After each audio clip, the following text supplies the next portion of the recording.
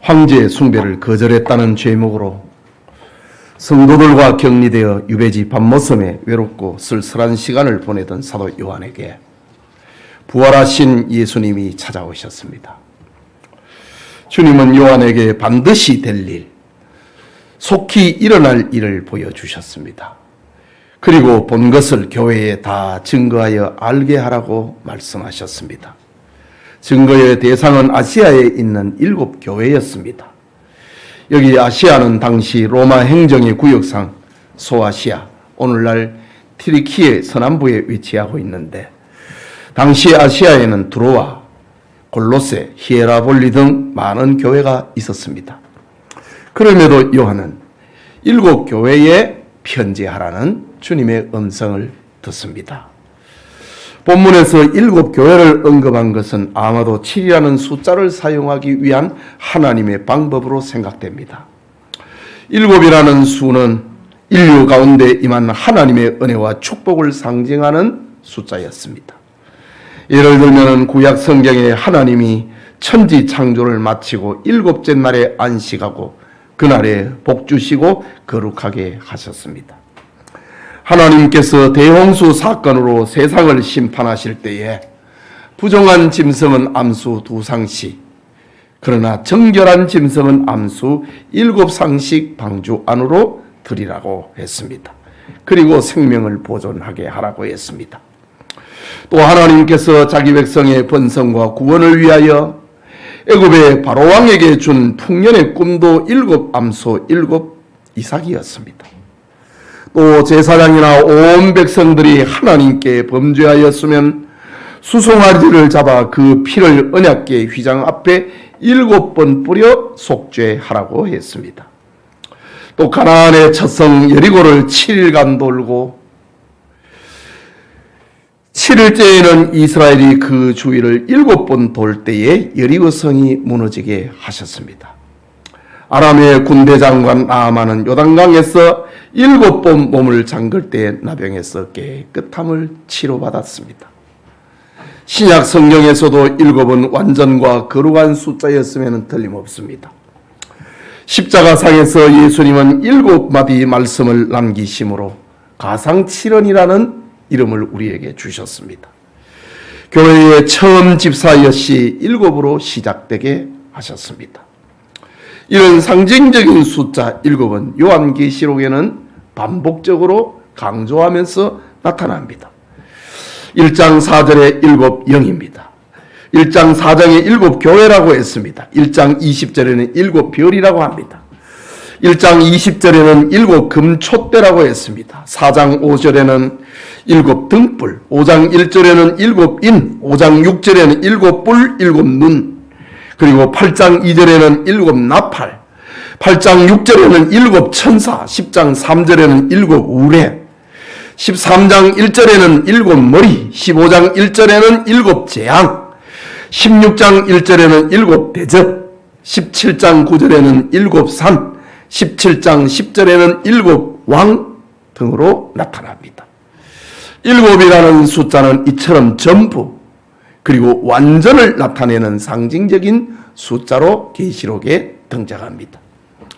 그렇기 때문에 본문의 7교회라고 하는 것은 아시아에 있는 대표적인 교회를 가르치지만은 이는 시간과 공간을 초월하여 역사에 나타난 모든 교회를 상징하고 있음에 틀림없습니다.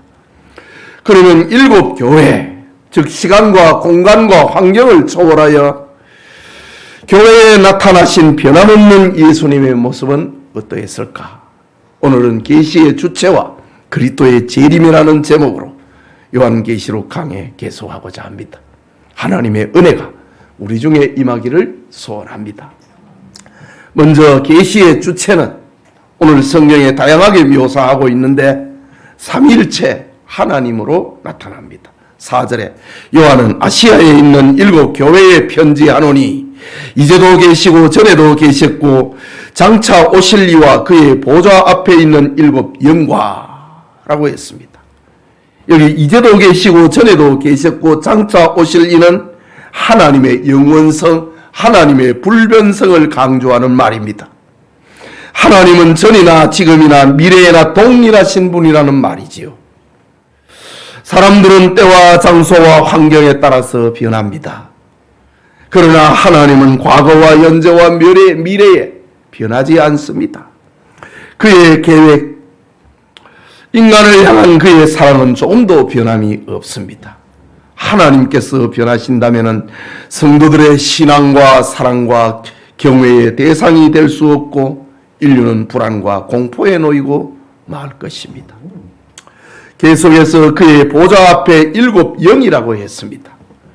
그의 보좌는 성부 하나님의 보좌를 가리킵니다. 그 앞에 7 영은 바로 성령 하나님을 가리킵니다.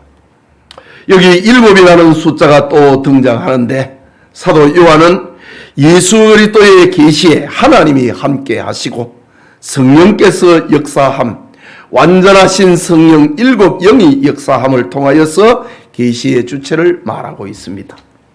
그리고 5절에 또 충성된 증인으로 죽은 자 가운데서 먼저 나시고 땅의 임금들의 머리가 되신 예수 그리스도로 말미암아라고 합니다.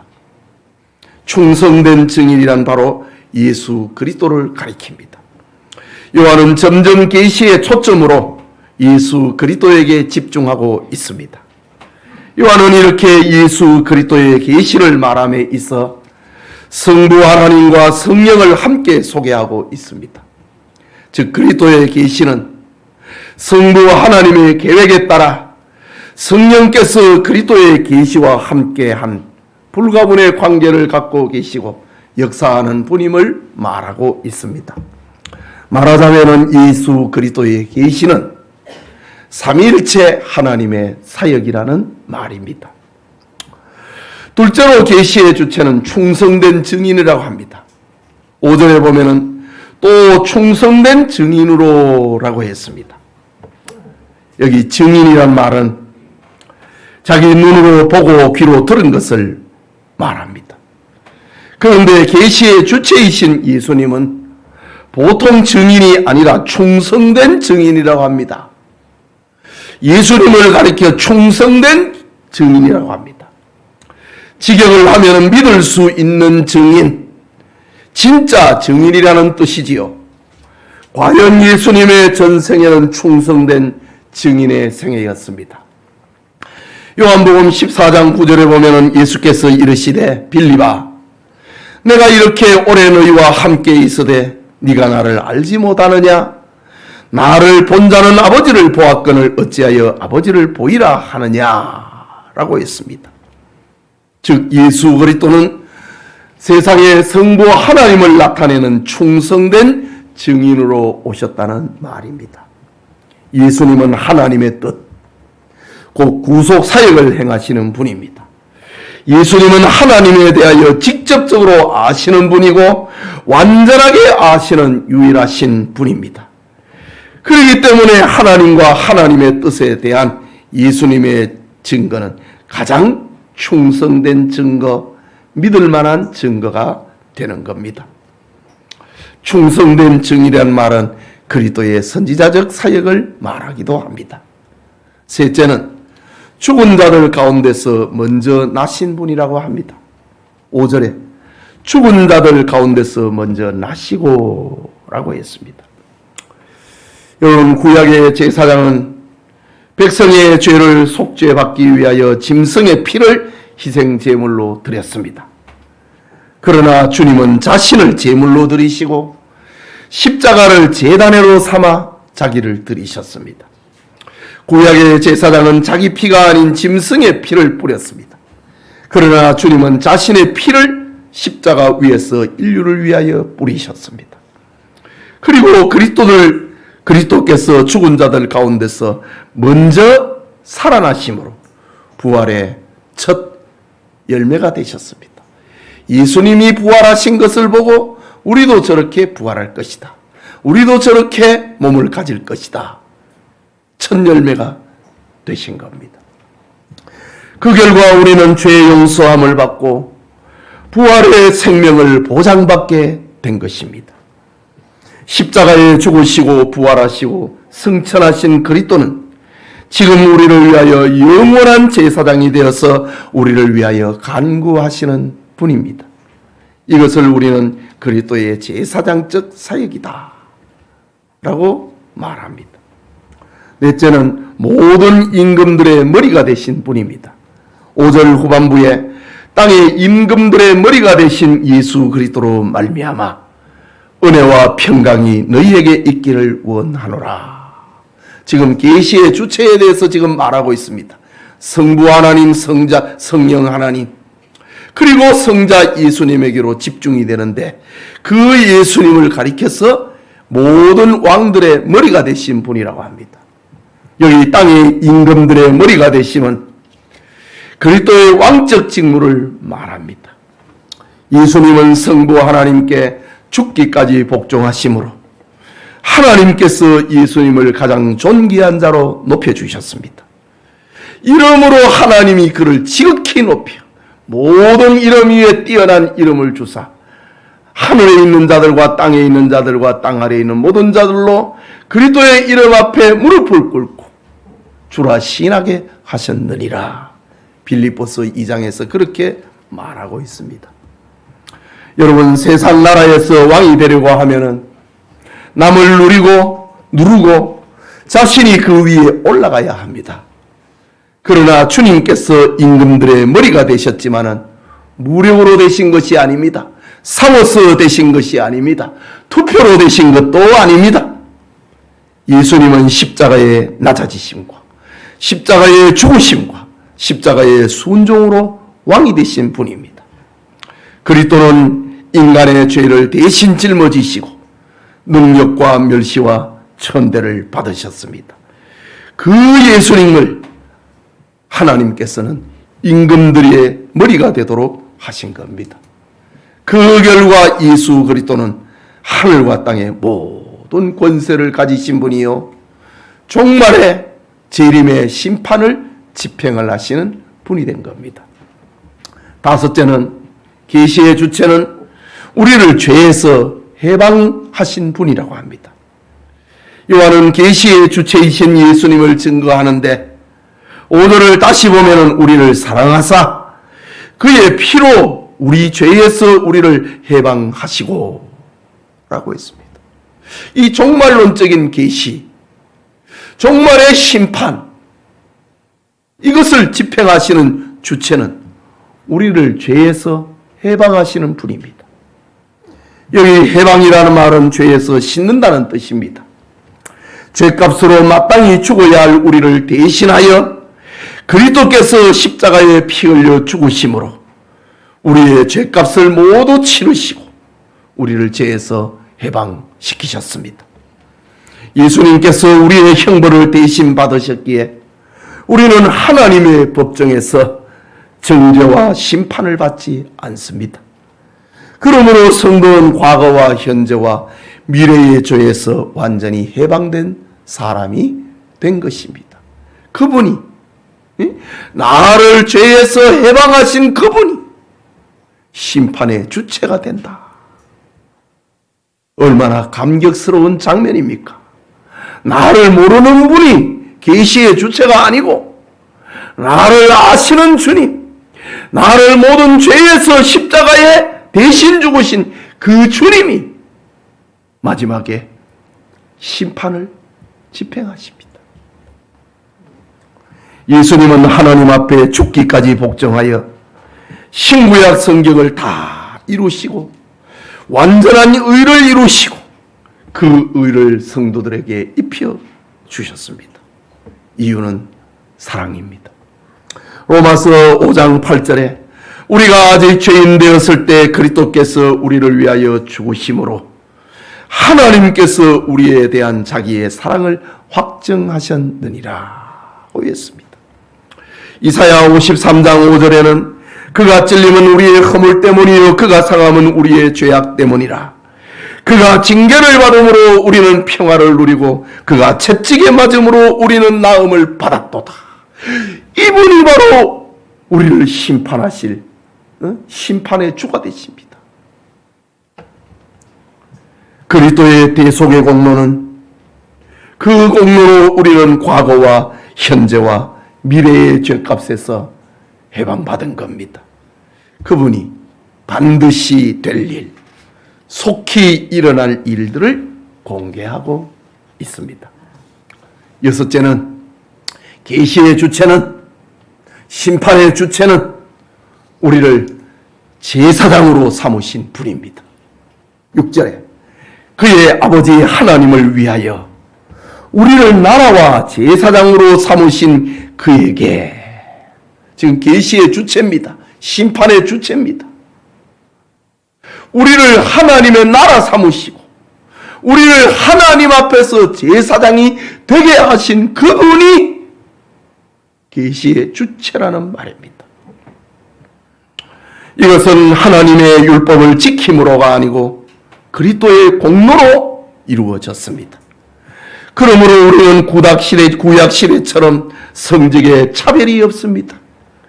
그리스도의 공로를 입으면 누구든지 하나님 앞에 나아갈 수 있게 된 것입니다. 그리스도께서 길을 열어 놓으셨기 때문입니다. 지금 우리가 예배당에 나와 예배자가 되고 찬송을 드리고 기도한다는 것은 엄청난 축복이 아닐 수 없습니다. 이것은 하나님께서 죄인들을 가까이 하시겠다는 그 허락에서, 용서에서 시작이 된 것입니다. 전에는 아담과 하와의 행위 언약의 파괴로 하나님과 단절이 되었습니다. 하나님은 죄악된 인생들이 하나님의 임재를 상징하는 성막에 들어오는 것을 허락하지 않았습니다. 겨우 레위 족속 뜰로 성막에서 일하게 하셨고 그들 중에서 제사장들만 엄선하여서 성물을 감당하게 하였고 그 중에 한 명 대제사장만 하나님의 방에 들어올 수 있도록 하셨습니다.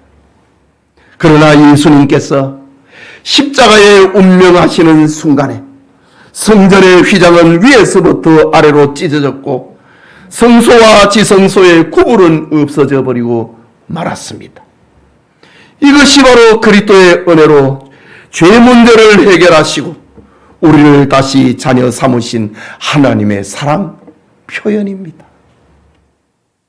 그의 아버지 하나님을 위하여 우리를 나라와 제사장으로 삼으신 그에게 우리는 예수님의 공로를 힘입어서 하나님을 대면하는, 하나님을 만나는 제사장이 되게 하셨다. 그분이 계시의 주체요 심판의 주체가 되신다고 합니다. 얼마나 감격스러운 사건입니까? 우리의 삶의 한 부분만을 아시는 예수님이 아니고 우리의 과거와 우리의 현재와 우리의 미래 모든 것을 다 알고 계신 하나님이, 주님이, 예수님이 바로 계시의 주체이시고 심판의 주가 되신다. 우리를 알고 다 알고 계시는 예수님이 우리 앞에 벌어질 일들을 지금 공개하고 계시는 겁니다. 오늘날 우리가 교회당에서 예배드리면 우리 모두를 하나님께서 제사장으로 여기신다는 의미입니다. 누구의 공로입니까? 오직 예수 그리스도의 공로입니다. 그리고 마지막으로 계시의 주체는 찬양을 받으시기에 합당하신 분입니다. 6절 마지막에 그에게 영광과 능력이 세세토록 있기를 원하노라. 아멘 이라고 합니다. 이 펼쳐지는 요한계시록이 이 계시의 모든 내용을 가지고 주님이 찬송과 영광을 받으신다. 이것이 옳다. 이렇게 되어야 된다. 그런 의미에서 아멘이라고 합니다. 여러분, 예수님은 본래 인간이 아니셨습니다. 성삼위 하나님 가운데 성자로 표현되신 예수님이십니다. 그런 예수님께서 특수 목적을 위하여서 낮고 천한 인간의 모습을 하고 세상에 오셨습니다. 하나님의 뜻을 이루신 그 예수님은 이제 본래의 자리로 돌아가셨습니다. 그뿐만 아니라 재림과 우주적 심판의 주체가 되십니다. 그때 우리도 예수님의 공로로 영광스러운 존재가 될 것입니다. 이것은 실로 감격스러운 말이요, 감격스러운 약속이요, 감격에 넘치는 소망인 겁니다. 여러분, 우리는 모두 주님의 사랑을 입은 자들입니다. 그의 나라가 되었고 그 나라의 시민이 되었습니다.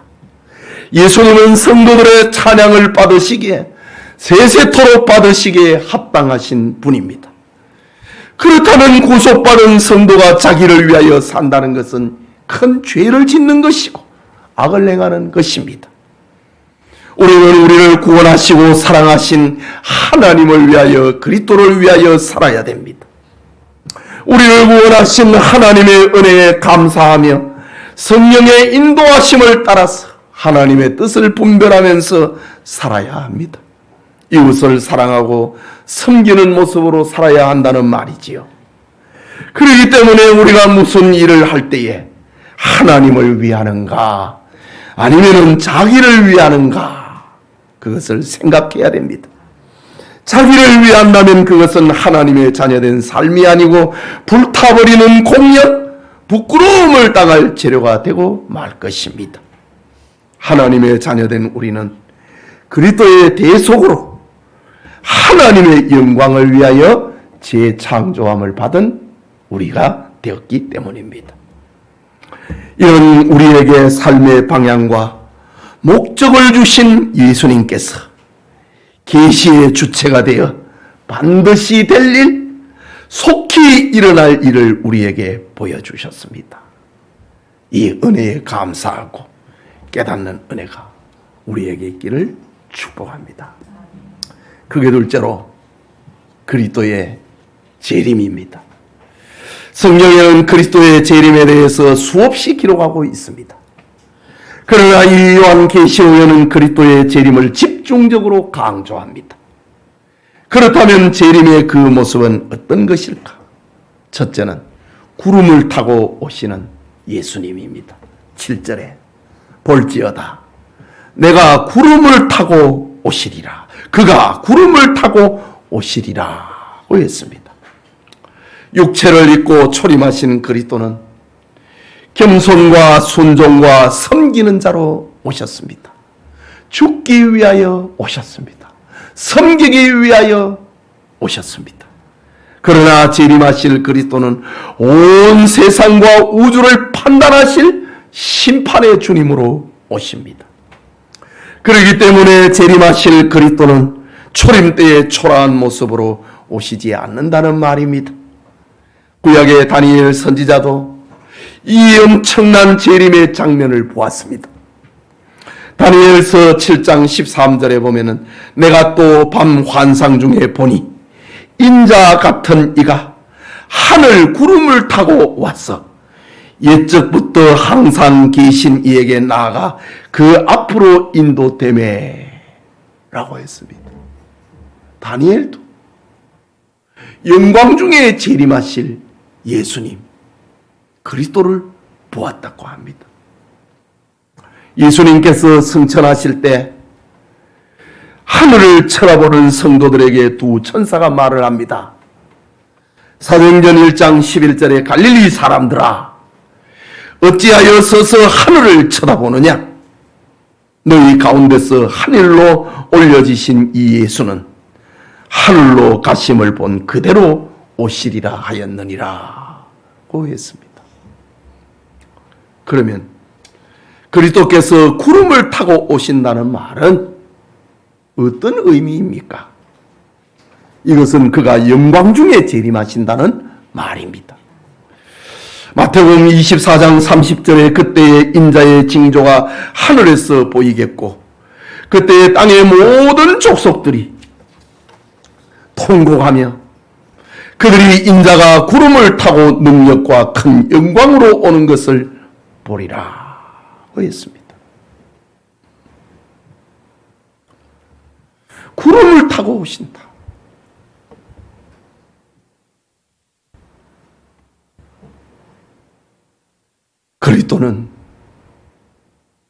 그리스도의 재림은 죄를 용서하기 위함이 오심이 아니라 심판하기 위하여 오신다는 말입니다. 그리스도가 호령과 천사장의 나팔 소리로 그 소리를 대동을 하고 구름을 타고 오신다고 합니다. 그리스도의 재림은 초림 때와 전혀 달리 세상과 온 우주를 심판하기 위하여 영광 중에 심판의 주로 구름을 타고 오신다고 했습니다. 둘째는 공개적으로 오십니다. 7절에 각 사람의 눈이 그를 보겠고 그를 찌른 자들도 볼 것이요 라고 했습니다. 예수님이 재림하시는 그날은 지구 반대편에 있다 할지라도 각 사람이 다 자기 눈으로 예수님을 볼 것이라고 했습니다. 각 사람이 눈이 그를 보겠고 라는 말씀은 모든 사람의 눈이 그를 다 본다는 말입니다. 특히 그를 찌른 자도 볼 것이요 라는 말은 예수님을 믿지 않고 예수님에게 폭행을 가한 자들을 가리킵니다. 지금은 성도들만이 그리스도의 재림을 사실로 인식을 하고 믿음으로 받아들입니다. 그러나 그리스도께서 재림하실 때는 성도들뿐만 아니라 모든 사람들이 불신자들과 그리스도를 박해한 사람과 그를 찌른 사람들도 보게 될 것이라고 합니다. 하나님의 교회에 상처를 입히고 손해를 끼치는 자들까지 다 예수님을 자기 눈으로 보게 될 것이라고 합니다. 그리고 숨김없이 심판을 받을 것입니다. 이 얼마나 무서운 장면입니까? 숨을 수 없다는 거지요. 각 사람의 눈이 그를 보게 될 것이다. 아니, 물리적으로 예수님과 나 사이에 뭘 가리면은 안 보이는데, 그건 내 생각입니다. 사람 생각입니다. 그러나 전능하신 하나님이 천지와 만물을 말씀으로 만드신 하나님이 주님이 재림하시는 그날에 모든 사람이 자기 눈으로 예수님을 보게 될 것이라고 했습니다. 죽은 사람들, 그리고 이 땅에 살아남은 사람들, 예외 없이 모든 사람들이 부활체가 되어서 주님의 심판대 앞에, 전지하시고 전능하신 주님의 심판대 앞에 서게 될 것입니다. 여기에 그를 찌른 자도 볼 것이다 라고 말합니다. 마지막으로 심판의 주로 오십니다. 7절에 땅에 있는 모든 족속이 그로 말미암아 애곡하리니 그러하리라. 아멘. 찬송을 받으시기에 합당하신 분이다 라고 했는데 아멘. 당연하다, 마땅하다 이거지. 구름을 타고 오시고 각 사람이 자기 눈으로 예수님을 보게 될 것이고 땅에 있는 모든 족속이 그로 말미암아 애통하리니 그러하리라. 여기 또 아멘. 그리 되고만 한다. 이렇게 되니 역사의 정의를 세우는 길이라는 말입니다. 죽음은 그뿐이다? 아닙니다. 그건 정의가 아니지요. 주님이 재림하시는 날 모든 사람이 자기 눈으로 심판의 주 예수님을 보게 될 것이라고 합니다. 하나님의 전능하심이, 천지를 만드신 그 전능하심이 이 역사의 마지막 날에도 전능을 동원하여서 모두가 다 예수님 앞에 서게 될 것이라고 말합니다. 땅에 있는 모든 족속이 그로 말미암아 애곡하리니 그러하리라 고 했습니다. 그리스도의 재림 때에 발생하는 양면성을 말합니다. 신자는 생명의 부활로 기쁨 중에 나오지만은 불신자는 사망의 부활로 절망의 부르짖음이 있을 것입니다. 여기 애곡이라고 하는 헬라말 고폰타이는 자신을 상하게 한다, 자기 혀를 깨무는다, 그런 뜻입니다. 이것은 극도의 불안이 계속되는 슬픔을 말하는 겁니다. 왜 사람들이 그리스도의 재림의 날에 자신을 상하게 할까? 애통하고 애곡할까? 그것은 회개의 기회를 놓쳤기 때문입니다. 내가 왜 예수님을 믿지 않았던가? 내가 왜 그 집사 권사의 전도를 받지 않았던가? 자기 혀를 깨물고 주님이 재림하는 날 기회를 놓친 자의 탄식입니다. 왜 이토록 애통을 하게 될 것인가? 이제는 무서운 심판이 남았기 때문입니다. 여러분, 지금 예수님을 믿지 않고 지옥 간 사람은 그 영혼이 지옥에서 고통당합니다. 그런데 예수님이 재림하시는 그날에는 그 육체가 부활합니다. 그것을 가리켜 부활체라고 하지요. 이제는 육체와 영혼이 결합이 되어서 영원한 지옥에 던져지게 됩니다. 지옥의 형벌이. 지금도 지옥에서 고통을 받았는데, 영원히 고통을 받았는데, 이제는 부활의 몸을 가지고 영원토로 지옥에 던져진다고 생각하니 자기 혀를 깨물고 싶다는 거지요. 왜 내가 예수님을 저주했던가? 왜 내가 내 입술로 예수를 구주로 믿지 않았던가? 기회를 놓쳐버린 자의 탄식, 저 영원한 지옥에 던져지는 자의 슬픔의 탄식이 나올 것이라고 합니다. 그런데 이것이 옳다 이거지요. 이렇게 되어야 된다고 합니다. 심판해 주는 정의를 행사하시는 분이기 때문입니다. 그래서 오늘 성경에 그러하리라 라고 하니 아멘. 불신자들은 탄식을 하고 애곡을 하고 자기 혀를 깨물고 슬퍼하는 거, 그렇게 돼야 된다. 진실이다. 이 말입니다. 심판의 장소는 영원히 불이 타오르는 지옥이기 때문에 애곡할 수밖에 없는 겁니다. 이는 분명한 성경 진리이고 불신자들에게 경고의 메시지다.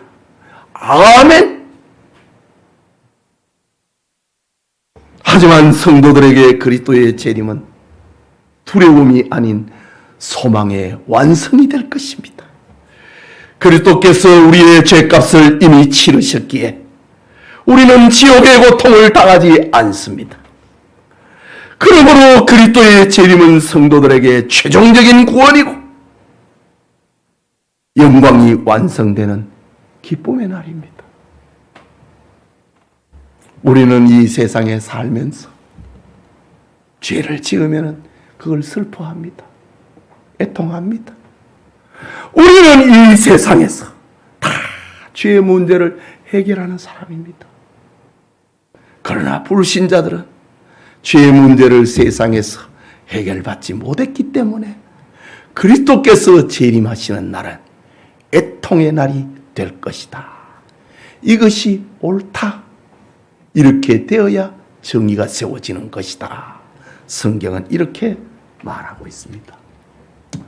사랑하는 성도 여러분, 요한은 다시 한번 자신이 본 그리스도의 재림의 확실성과 사실성을 강조합니다. 8절에 주 하나님이 이르시되 나는 알파와 오메가라. 이제도 있고 전에도 있었고 장차 올 자여 전능한 자라 하시더라. 하나님의 전능이 이 일을 이루어내고야 말겠다는 겁니다. 여기 알파는 신약 성경이 기록된 헬라어의 첫 글자고 오메가는 마지막 문자입니다. 하나님은 역사의 시작인 동시에 마지막이라는 말입니다. 또한 하나님의 완전성을 강조하는 말입니다. 여기에서 벗어날 자가 없다는 뜻이지요. 그렇기 때문에 우주와 그 가운데서 일어나는 인간의 역사는 무의미의 회전이거나 무의미한 반복이 될 수는 없습니다. 오직 하나님만이 우주와 역사의 주인이라는 말입니다. 내가 처음이고 내가 마지막이다. 내가 전에도 있었고 지금도 있고 앞으로도 있을 것이다. 다 알고 계시는 전능하신 하나님이 이렇게 될 것이다 라고 말씀합니다. 계속해서 하나님은 이제도 있고 전에도 있었고 장차 올 자라고 했습니다. 이것은 하나님의 영원성을 말하는데 하나님은 시간이 있기 전에도 계셨고 지금도 영원히 살아계신 인격적인 하나님이십니다. 그 하나님이 모든 현상 세계의 배후에 살아계실 뿐만 아니라 역사 속에 직접적으로 또는 간접적으로 간섭하시는 불변의 하나님이라는 사실입니다. 그리고 하나님은 전능자라고 했습니다. 전능이란 문자적으로 모든 것을 다스리며 모든 사건에 개입을 하고 자신의 뜻대로 이끄시는 분이요 모든 것을 붙들고 계신다는 분입니다. 그 하나님이 이 일을 이룰 것이다 라고 합니다. 여러분, 본서가 기록될 때 로마 황제만이 전능한 존재로 여겨졌습니다. 이때 그리스도인들은 비참했고 연약했고 도저히 희망이라는 단어는 찾아볼 수 없었습니다. 그러나 전능하신 하나님께서 인류 역사와 그들의 인격과 그들의 삶과 환경을 붙들고 계시는 분으로 나타나셨습니다. 그리고 성도들의 영생을 보장하고 있습니다. 그 하나님은 지금도 전능한 자로 우리와 함께하고 계십니다. 예배드리는 성도님, 그 하나님께서 예수 그리스도를 심판의 주로 세우셨습니다. 계시로운 예수 그리스도를 통해 일어날 심판의 기록입니다. 그렇다면 우리는 구주 예수님의 이름을 붙들고 하나님 아버지께 믿음과 소망과 사랑을 나타내어야 하는 겁니다. 지난 시간에 받은 말씀처럼 하나님의 말씀을 읽고 듣고 지킴으로 영원히 복을 받는 영천의 성도님들이 다 되시기를 주님의 이름으로 축복합니다. 우리 말씀을 생각하고 기도하겠습니다. 무슨 일을 만나도 무슨 이변이 생겨도 그 역사의 배후에는 하나님이 계신다. 나는 알파와 오메가다.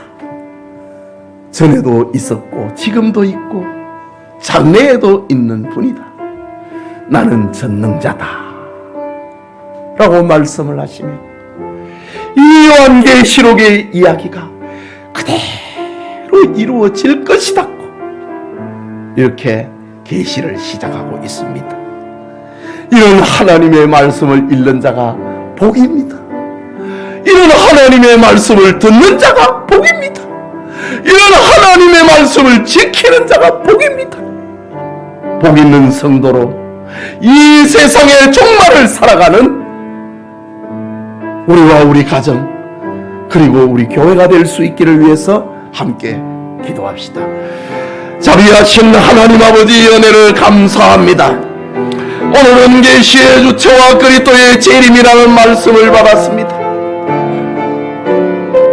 하나님 아버지, 앞으로 일어날 큰 일들을 그의 사랑하는 종들을 위하여, 교회를 위하여 이렇게 공개해 주심으로 무슨 일을 만나고 무슨 일이 일어날지도 놀라지 말라, 두려워하지 말라.